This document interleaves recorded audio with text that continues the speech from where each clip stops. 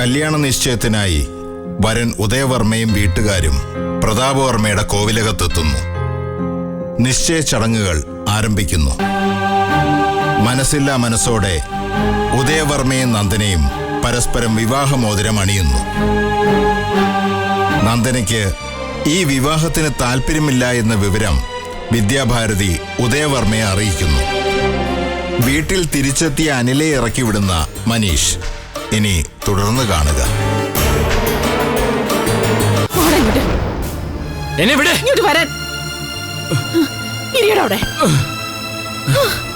അമ്മയ്ക്കറിയോ കൂട്ടുകാരിപ്പോഴും ഇവളുടെ കാര്യം പറഞ്ഞ കളിയാക്ക. എന്തായാലും നേരം വെളുക്കട്ടെ, ആലോചിക്കാം എന്തെങ്കിലും. ആലോചിക്കാൻ ഒന്നുമില്ല, ഞാൻ ഇവിടെ തന്നെ താമസിക്കും. പിന്നെ അവിടെ ഇരിക്കും. മനുഷ്യ, നീ പോയി കുളിച്ചിട്ട് വാ, അത്താഴം എടുക്കാം. ഇവിടെ ഞാൻ പറയുന്ന കേൾക്ക. ഇങ്ങോട്ട് വാടാ, ഇങ്ങോട്ട് ഇവിടെ പോടാ,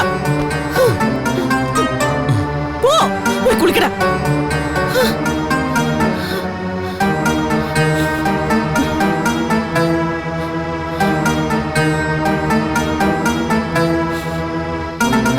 എന്ന് തുടങ്ങിയതൊക്കെ എല്ലാം നീ കാരണം അടി.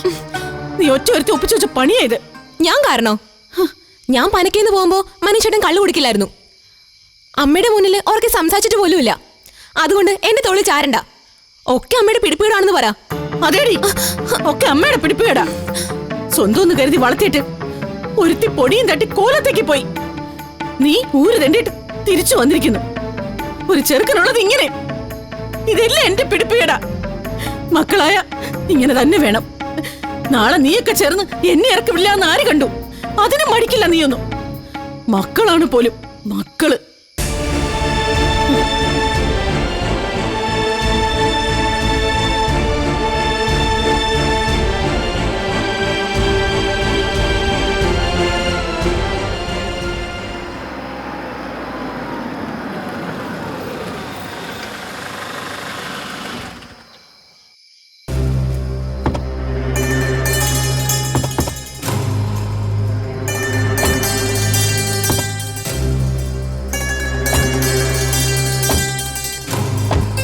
നിശ്ചയമൊക്കെ കേമായിരുന്നു മോളെ. കല്യാണം എന്നത്തേക്കാ തീരുമാനിച്ചിരിക്കുന്നത്? അമ്മായി പറയും ഭാസ്കരമ്മാവ. എന്നാ പ്രതിഭ കല്യാണം? ഈ മാസം 27-ാം തീയതിയാ. ഈ മാസത്തിലോ? 27 എന്ന് പറയുമ്പോ ഇനി അധിക ദിവസമില്ലല്ലോ.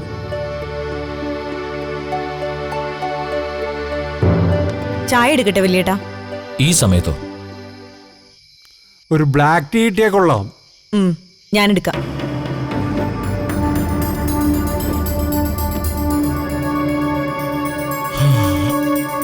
അല്ല, ഈ 27 ആകുമ്പോ വല്ലാതെ അങ്ങ് പോയില്ലേ? ഇത്ര പെട്ടെന്നൊരു തീയതിക്ക് കല്യാണം ഉറപ്പിച്ചെന്നില്ല. കുറച്ചുകൂടെ സമയം കിട്ടിയ ബാസ്കറ്റ് പ്രത്യേകിച്ചൊന്നും ചെയ്യാനുണ്ടോ? എന്നാലും കുടുംബത്തൊരു കല്യാണം എന്ന് പറയുമ്പോ. അതെ, ഭാസ്കരേട്ടന് ഇപ്പൊ ഒരു കാര്യം ചെയ്യാമോ? പുറത്തെ ലൈറ്റുകളെല്ലാം ഓഫ് ചെയ്യ്. പോർച്ചിലേത് മാത്രം കിടന്നോട്ടെ കേട്ടോ.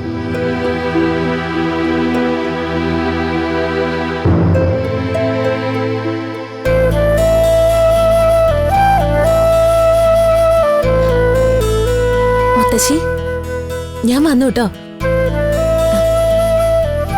ഭാസ്കരമാവൻ സമയം തെറ്റാതെ ആഹാരം മരുന്നൊക്കെ തന്നൂല്ലോ അല്ലേ? ഇന്നത്തെ വിശേഷങ്ങൾ കേൾക്കണ്ടേ? നല്ലൊരു അഭിനയം കഴിഞ്ഞു വരിക ഞാൻ. അഭിനയായിരുന്നു എന്ന് പക്ഷെ അമ്മയ്ക്ക് മാത്രമേ മനസ്സിലായുള്ളൂ. പാവം, അവിടെ വല്ലാതെ കഷ്ടപ്പെടുന്നു എന്ന് തോന്നുന്നു. ഒരു നല്ല വാക്ക് പറയാൻ കൂടി ആരുമില്ലാത്ത അവസ്ഥ അവിടെ.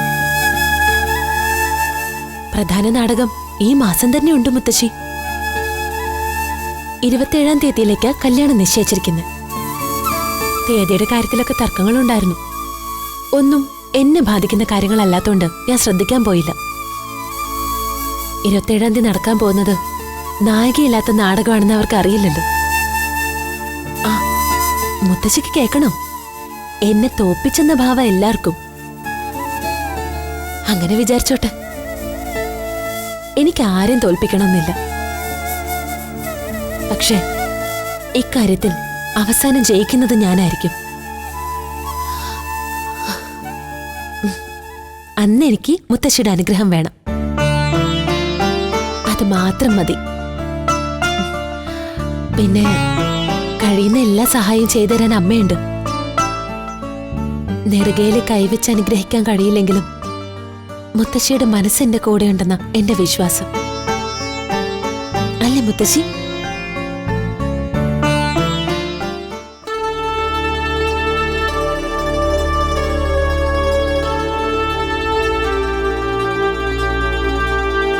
മനുഷ്യേ, കഴിഞ്ഞ മാസത്തെ കറണ്ട് ചാർജ് അടച്ചിട്ടില്ല. ആ അടയ്ക്കണം. അടുത്ത ആഴ്ച വീട്ടുവാടക കൊടുക്കേണ്ടത്. കൊടുക്കണം.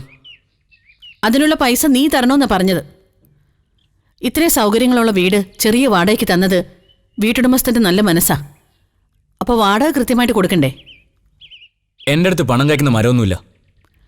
ഞാൻ പിന്നെ ആരോട് ഇവിടുത്തെ കാര്യങ്ങൾ പറയേണ്ടത്? അതൊന്നും എനിക്കറിയില്ല. അറിയണം. എന്നും രാവിലെ നീ കടയിൽ പോകുന്നുണ്ടല്ലോ, ഒരു കച്ചവടം നടക്കുന്നില്ലേ അവിടെ? ബിസിനസ് നഷ്ടത്തിലാണെന്ന് എത്ര തവണ പറഞ്ഞതാ? അതിനൊരു പരിഹാരം കാണണ്ടേ? നഷ്ടത്തിലാണെന്ന് പിന്നെ പിന്നെ പറഞ്ഞാൽ മതിയോ? ഈ സീസൺ ഒന്ന് കഴിയട്ടെ, എല്ലാം ശരിയാവും. കടയിലിരിക്കുന്ന തുണിയാണല്ലോ, ചീത്തയായി പോകുന്നില്ല. കടയിൽ സ്റ്റോക്ക് ഇരുന്നിട്ട് എന്താ, വിൽപ്പന നടക്കണ്ടേ? ഹ, ഞാൻ എന്നാ തലച്ചുമണ്ടായിട്ട് തുണി കൊണ്ടുവന്ന് വിൽക്കാം. ഒരു കാര്യം പറയുമ്പോ ദേഷ്യപ്പെടുന്ന എന്തിനാ? ടെക്സ്റ്റൈൽസ് തുടങ്ങണ്ട, മറ്റെന്തെങ്കിലും ബിസിനസ് ചെയ്യാന്ന് എത്ര തവണ പറഞ്ഞാ നിന്നോട്? അപ്പൊ ശേഖരമാമയെ തോപ്പിക്കണം. എന്നിട്ട് എന്താ ഇപ്പോ? ഓ, അങ്ങനെ ഞാനൊന്ന് പറഞ്ഞു പോയി. അതാണ് ഇപ്പോഴത്തെ പ്രശ്നം. അല്ല, ഉത്തരവാദിത്തമായി കട നോക്കി നടത്തുന്നില്ല, അതാ പ്രശ്നം. നീ അധ്വാനിച്ചുണ്ടാക്കിയ പണം മുടക്കിയല്ല കച്ചവടം തുടങ്ങിയത്. എന്റെ ഭർത്താവ് കഷ്ടപ്പെട്ടുണ്ടാക്കിയ വീടും പറമ്പും വിറ്റ് കിട്ടിയ കാശുകൊണ്ടാ. അതിന്റെ ദണ്ണ എനിക്കുണ്ട്.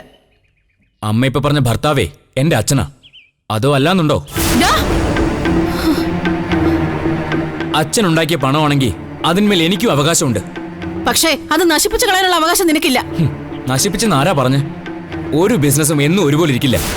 ചിലപ്പോൾ ഡള്ളാവും, പിന്നെ അതുപോലെ അങ്ങ് തെളിയും. എന്നിട്ട് കട തുടങ്ങിയിട്ട് ഇതുവരെ ഒരു തെളിച്ചവും കണ്ടില്ലല്ലോ. തമിഴ്നാട്ടിൽ നിന്നും ബാംഗ്ലൂരിൽ നിന്നും തുണിയെടുത്തുകൊണ്ടൊന്ന് വിൽക്കാം, ഇരട്ടി ലാഭം കിട്ടും, ലക്ഷങ്ങൾ നേടാമെന്നൊക്കെ പറഞ്ഞതല്ലാതെ എന്തെങ്കിലും ഒരു ഗുണമുണ്ടായോ ഇന്ന ദിവസം വരെ? 3 നേരം സുഭിക്ഷമായി ആഹാരം കഴിക്കുന്നില്ലേ, അത് ഗുണമല്ലേ? ആഹാരം കഴിക്കുന്നുണ്ടെങ്കിലേ അതിനുള്ള ജോലി ഞാൻ ഈ വീട്ടിൽ ചെയ്യുന്നുണ്ട്. എന്താ ഇവിടെ ഇത്ര മലമറിക്കുന്ന ജോലി? 2 പേർക്കുള്ള ഫുഡ് ഉണ്ടാക്കുന്നതോ? നിന്റെ ഒരാളുടെ തുണി അലക്കാൻ തന്നെ 2 കൈ പോരാ. ഇട്ട് മുഷിഞ്ഞത് മുറിയുടെ മൂലെ കൊണ്ട് തള്ളും. രാവിലെ എടുത്ത് അണിയും ഓർക്കണം എങ്ങനെയാ അത് അലക്കി വെളുപ്പിച്ചതെന്ന്. ബുദ്ധിമുട്ടാണെങ്കിൽ ആരെങ്കിലും ജോലിക്ക് നിർത്താം. എന്തിനാ പുറത്തുനിന്ന് വേറൊരാള്? ഞാനുണ്ടല്ലോ ജോലിക്കാരി ഇവിടെ. അമ്മയ്ക്ക് രാവിലെ ഇപ്പൊ എന്താ വേണ്ടത്? ഇവിടത്തെ കാര്യങ്ങൾ ബുദ്ധിമുട്ടില്ലാതെ നടക്കണം. തീയതി കഴിഞ്ഞിട്ട് വാടക ചോദിച്ച് ഈ വീടിന്റെ മുറ്റത്ത് ആള് വന്ന് നിൽക്കാൻ പറ്റില്ല. പിന്നെ കച്ചവടത്തിന് മുടക്കിയ പണത്തിന്റെ അവസ്ഥ എന്താണെന്ന് അറിയണം എനിക്ക്. അതിനൊക്കെ കണക്ക് നോക്കണം. കണക്കില്ല, നീ ചെലവാക്കുന്നുണ്ടല്ലോ. കമ്പനി കൂടാനും കറങ്ങി നടക്കാനും വേറെ വരുമാനമൊന്നുമില്ലല്ലോ. അപ്പൊ പിന്നെ അതിനെവിടുന്ന പൈസ? സ്വന്തമായിട്ടുണ്ടായിരുന്ന എല്ലാം പോയി. ഇനി ഇവിടെ നിറങ്ങേണ്ടി വന്ന പെരുവഴിയുള്ളൂ ശരണം. അതുകൊണ്ട് എനിക്ക് കാര്യങ്ങൾ അറിയണം. അമ്മേനോട് കണക്ക് ചോദിക്കാണോ? അതെന്താ? ആദ്യം ഒരു കാര്യം ചെയ്യ്. വളർത്തി വലുതാക്കി വിട്ട മറ്റൊരുത്തി ഉണ്ടല്ലോ, നന്ദന, അവളോട് ചെന്ന് കണക്ക് ചോദിക്ക്. എന്നിട്ട് മതി എന്റെ നേരെ ചാടാൻ.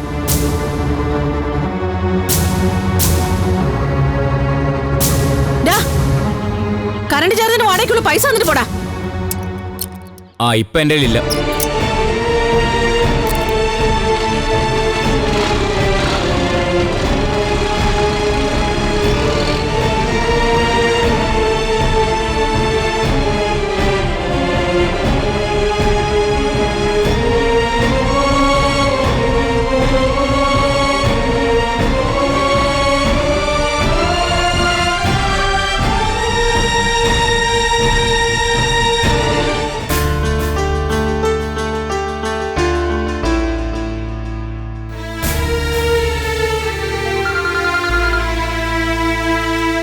Hello hello ഹരിയേട്ടാ.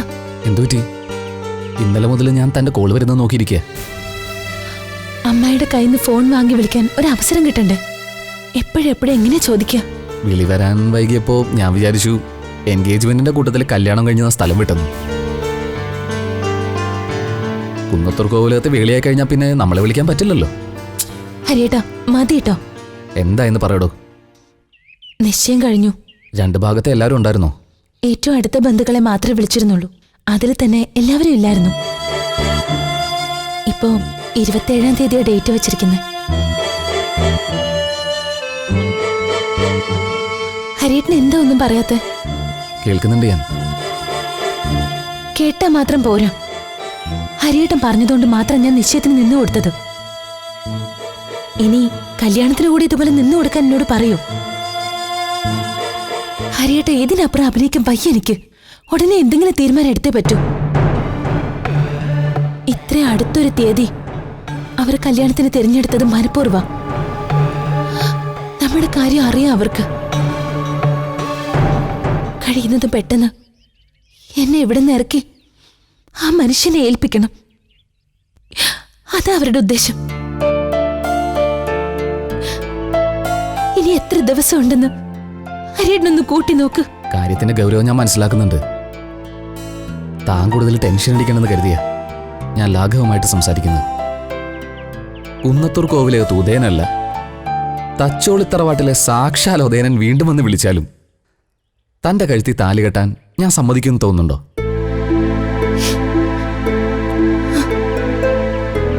നന്ദന്റെ ധൈര്യമായിട്ടിരിക്കേ. അയാൾ വെറുതെ കച്ചമുറുക്കിക്കോട്ടെ. സത്യത്തിൽ എനിക്കാ പുള്ളിയോട് തോന്നുന്ന സഹതാപ. ആട്ടെ, മോതിരം ചാർത്തുന്ന പരിപാടി ഉണ്ടായിരുന്നു.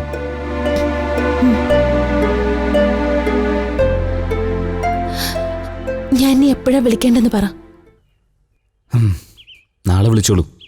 അപ്പോഴേക്കും എനിക്ക് ചില കാര്യങ്ങൾ പ്ലാൻ ചെയ്യാനുണ്ട്. അപ്പോൾ നാളെ ഫൈനൽ ഡിസിഷൻ എന്താ? ശരി.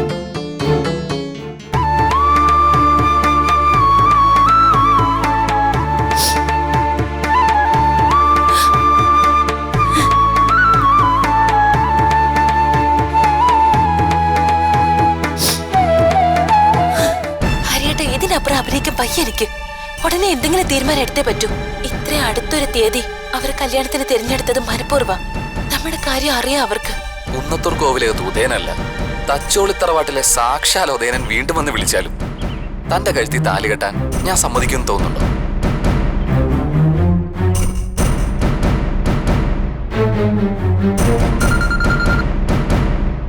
ആ പ്രതാപേട്ട, അവരെ രണ്ടും കൽപ്പിച്ചാണല്ലോ.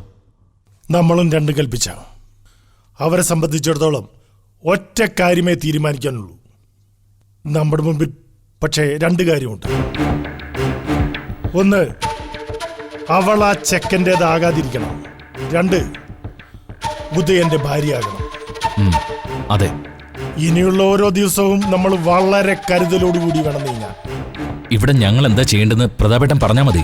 ചെയ്യാനുണ്ട്. ഫോണെ പ്രദീപേരെ കയ്യിലൊന്ന് കൊടുത്തേ. ആ ശരി. ദാ പ്രതാപേട്ട. പ്രദീപേ, നമ്മൾ പ്രതീക്ഷിച്ച പോലെ തന്നെ ആ കാര്യങ്ങൾ. ആ പെണ്ണ് ഗേറ്റ് ചാടുന്നുള്ളത് ഉറപ്പായി. നന്ദനെ വിടാതിരിക്കാൻ എന്താ ചെയ്യേണ്ടത്? നേരത്തെ പൂജ സംഘടിപ്പിച്ച പോലെ എന്തെങ്കിലും പരിപാടി അറേഞ്ച് ചെയ്താലോ? ഏയ് അല്ലെങ്കിൽ മൂകാംബിയെ മറ്റോ നന്ദനെയും കൂടി ട്രിപ്പ് പോവാം. കല്യാണത്തിന്റെ തിരിച്ചു വരാം. അതുകൊണ്ടൊന്നും കാര്യമില്ല. അവിടെ നിന്ന് അവൾക്ക് ചാടിപ്പോവാലോ. പിന്നെ എന്ത് വേണമെന്ന പ്രതാപേട്ടൻ പറയുന്നത്? അവളെ ചാടിപ്പോകാൻ അനുവദിക്കണം. ഹരിപ്രസാദ് ആസൂത്രണം ചെയ്ത പോലെ എല്ലാം നടക്കുമെന്ന് അവൾക്ക് തോന്നണം. നമ്മളൊന്നും അറിഞ്ഞതായി ഭാവിക്കണ്ട. അവരെവിടം വരെ പോകുമെന്ന് അറിയട്ടെ. നമ്മളെ വിഡ്ഢികളാക്കിയിട്ട് തൽക്കാലം രക്ഷപ്പെടുന്നു എന്ന് വിചാരിച്ചോട്ടെ പിള്ളേര്. പിടികിട്ടിയോ പ്രതിഭയ്ക്ക്? അതിബുദ്ധിക്ക് പ്രതിവിധി വക്രബുദ്ധി. അവന്റെ അവളുടെ അടുത്ത സ്റ്റെപ്പ് എന്താണെന്ന് അറിഞ്ഞിട്ടാവാം ബാക്കി. ഓക്കെ, ശരി.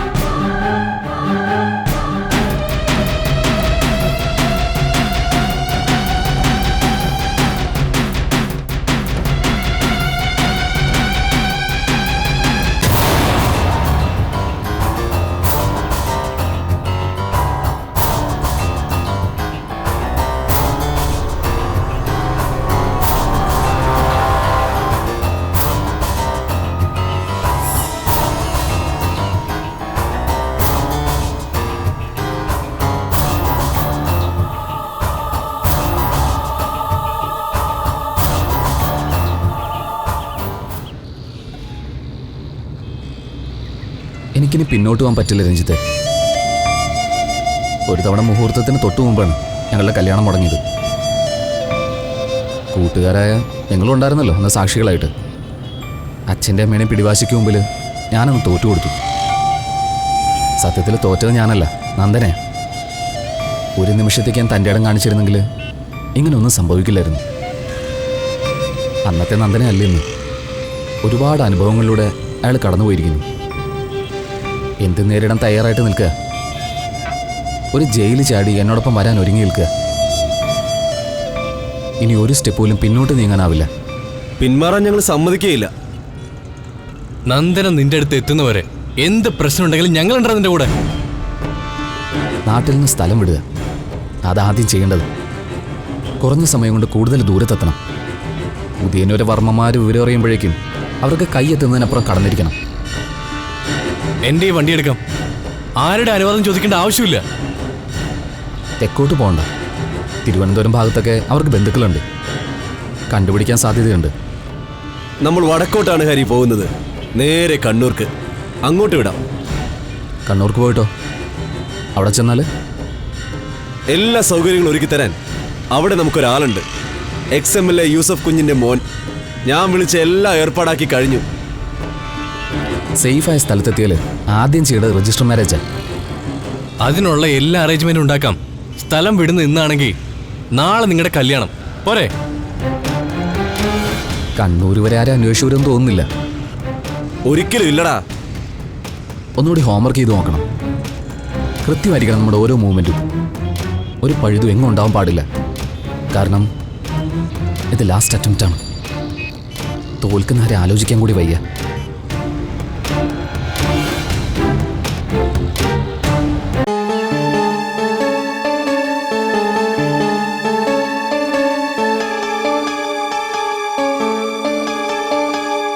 ആ, നിശ്ചയത്തിന്റെ തലേന്നിട്ട് നെയിൽ പോളിഷാ. എല്ലാം പോയി. വില കൂടിയതാണെന്നും പറഞ്ഞ് രഘുവേട്ടൻ കഴിഞ്ഞ് ടൂറിന് പോയപ്പോ കൊണ്ടുവന്നതാ. ഫോറിനാണെന്ന് പറഞ്ഞിട്ടൊന്നും ഒരു കാര്യമില്ല. എല്ലാം തട്ടിപ്പാന്നേ. ചിലപ്പോ പുറം രാജ്യത്ത് ഇതൊക്കെ ഉണ്ടാക്കുന്നത് നമ്മുടെ നാട്ടുകാരുടെ കമ്പനിയിലായിരിക്കും. നന്ദനിക്കിപ്പോ വേണോ? വേണ്ടമ്മായി. ദേ, നെയിൽ പോളിഷ് പോയിട്ട് നമ്മുടെ കോസ്മെറ്റിക്സിനെ കുറിച്ച് യാതൊരു ധാരണ ഉണ്ടാവില്ല ഉദയവർമ്മയ്ക്ക്. പുള്ളിയുടെ അമ്മയ്ക്ക് ആകെ ഒരു അലങ്കാരം ഉള്ളത് ചന്ദനക്കുറിയാ. പൗഡർ പോലും ഇടുന്നു തോന്നുന്നില്ല. അനിയന്റെ ഭാര്യയെ കണ്ടിട്ടൊരു നാടൻ മട്ടുകാരിയാ. അല്ലെങ്കിലും ആ ഫിഗർ വെച്ചിട്ട് എന്തണിഞ്ഞിട്ടെന്താ? നിശ്ചയം കഴിഞ്ഞു വന്നപ്പോ രഘുവേട്ടൻ പറഞ്ഞെന്താന്ന് കേൾക്കണോ? ഉദയന്റെ അനിയന്റെ ഭാര്യയെ കണ്ടപ്പോഴാ രഘുവേട്ടൻ എന്റെ സൗന്ദര്യത്തെ പറ്റി അഭിമാനം തോന്നിയതെന്ന്. മുറ്റത്തെ മുല്ലയ്ക്ക് മണം മാത്രമല്ല ഗുണമുണ്ടെന്ന് മനസ്സിലായല്ലോ എന്ന് ഞാനും തിരിച്ചു കൊടുത്തു. അല്ല പിന്നെ.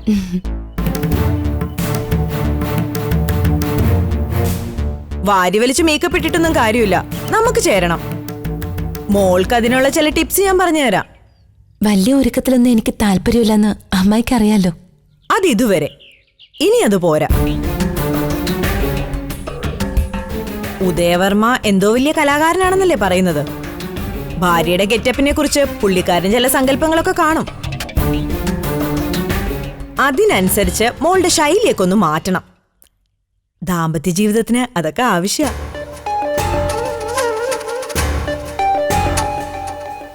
അതുപോലെ ഉദയവർമ്മയുടെ ഇപ്പോഴത്തെ ഈ ഉഴപ്പില്ലേ, അത് മാറ്റിയിട്ട് ആളെ ചുള്ളനാക്കി എടുക്കേണ്ടത് മോളുടെ ഉത്തരവാദിത്വ.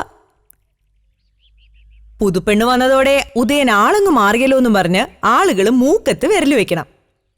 അതോടെ കുന്നത്തൂരെ വസന്തരാമ നന്ദനയുടെ മുന്നിൽ ഫ്ലാറ്റ്.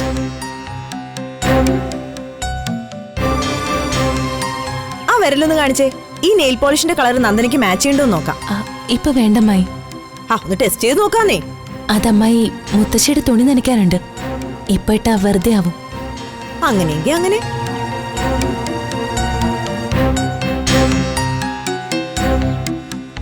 അമ്മായി.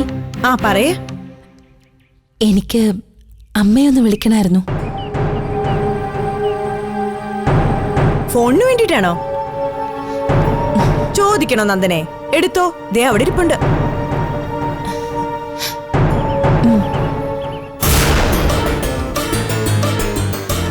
ചാർജ് ഉണ്ടോ നോക്കണേ. ഇന്നലെ വൈകിട്ട് ചാർജ് ചെയ്തതാ. ശരി അമ്മായി.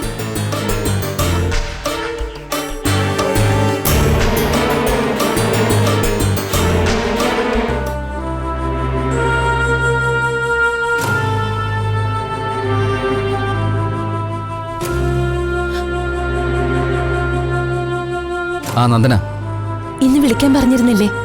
തീരുമാനം എന്തായി? ഞാനൊരു പ്ലാൻ തയ്യാറാക്കിയിട്ടുണ്ട്. ഞാൻ ഒരു ദിവസം പറയും.